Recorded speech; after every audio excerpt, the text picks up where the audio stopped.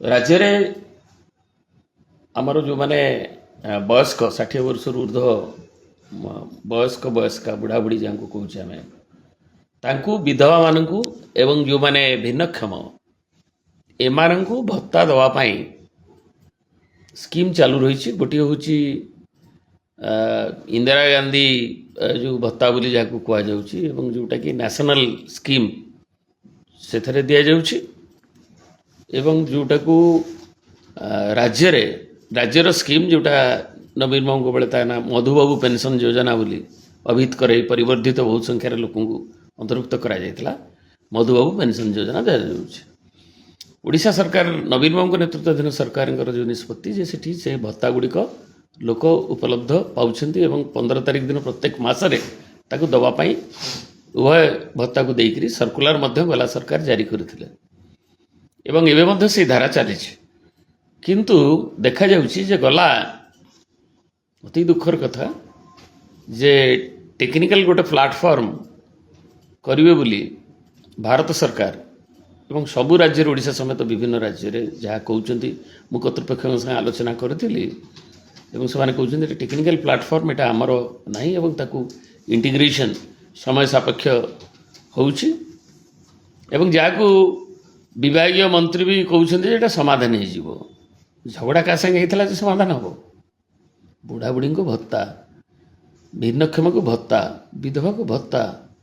1000 टंका लेखा जो लोक पाऊले कि 80 वर्ष ऊर्ध्व जो 3500 पाऊले आज से माने दुर्विषह परिस्थिति अच्छा इे महंगा बढ़ी दरदाम बढ़ी असह्य खरा जो मैंने भी ये बयस भी अंतत पक्षे किसी समय काम दाम करुले से जीवन जीविका निर्वाह करुले से भी बाहरी पारना घर एवं ये अवस्था औषध पत्र भी खाइबा पैसा पाऊना तेणु बड़ ये जो डिले है लोक मान पूरा हैरान हरकत लोक मैंने पड़ी चलवा मुस्किल हो जाऊँ तेणु ताकू यथाशीघ्र दवापाई जो टेक्निकल प्लाटफॉर्म कथा कहुच्छे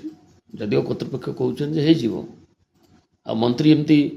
बेपरुआ कथा न कहीकि समाधान हो जहाँ मीडिया रे आपणकर प्रकाशित होता समाधान कौन हम कार झगड़ा कि समाधान हम कौ डेट्रे मिल शीघ्र दिवा कथा 15 तारिख बोधे एवं कहते 10 तारिख भितर कौन मिल जाव तेणु मु सब यहाँ पार्टी पॉलिटिक्स कथा नुहे लोकंकर बुढ़ा बुढ़ींकर एवं आमर भिन्नक्षमंकर विधवांकर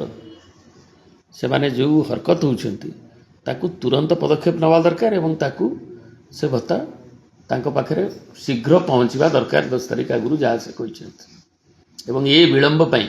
जो टेक्निकल स्नाक कह जाउछि भारत वर्ष भी जो सामाजिक जो सशक्तिकरण विभाग रही कहीं भी तदबिर करवा उचित एवं भविष्य में जमी न हुए नहले ये अक्षमणीय कथा अक्षमणीय अपराध बोली एक धरा